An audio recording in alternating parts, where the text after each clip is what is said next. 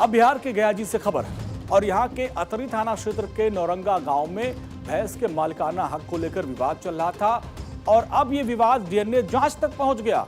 मामला इतना बड़ा कि आईजी को भी इस पूरे मामले में हस्तक्षेप करना पड़ा। माना जा रहा है कि अब डीएनए टेस्ट के बाद ही मालिकाना हक का विवाद सुलझेगा।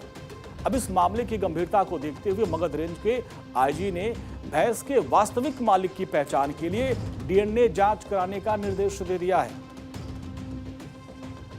भैंस चोरी हुई, उसके बाद उसके स्वामित्व को लेकर विवाद हुआ, जिसके बाद थाने तक बात पहुंची और सुनी गई है और ग्रामीण एसपी गया जी उनको कहा गया इस पूरे मामले की स्वयं जांच करेंगे और जो उचित कार्रवाई की जाएगी।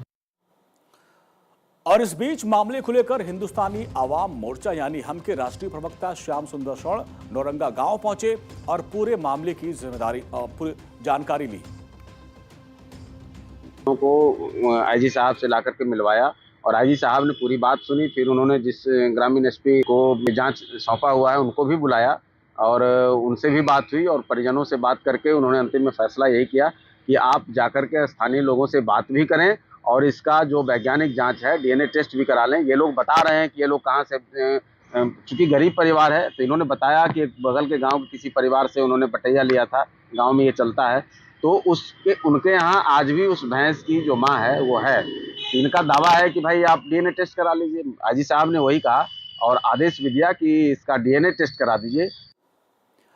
दरअसल कुछ दिन पहले मोहड़ा के सेवतर में रहने वाले सूरज यादव की भैंस कहीं चली गई। कुछ दिनों के बाद भैंस अतरी प्रखंड के उपथू महाचक गांव पहुंची और वहां नौरंगा टोली में प्रकाश मांझी के भैंस को अपने पास रख लिया। इसके बाद सूरज यादव को भैंस के बारे में जानकारी मिली और वो खोजते हुए नौरंगा पहुंचे। इसके बाद भैंस को लेकर दोनों पक्षों में विवाद शुरू हो गया। अब भैंस के मामला भैंसों में चोरी कर रहा है, बताइए कितना चोर है ये।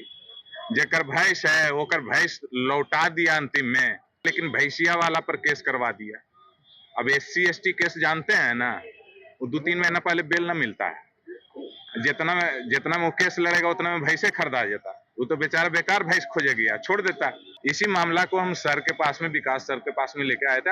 हमको विश्वास है और पूरे पब्लिक को विश्वास है, इंसाफ करेंगे सर।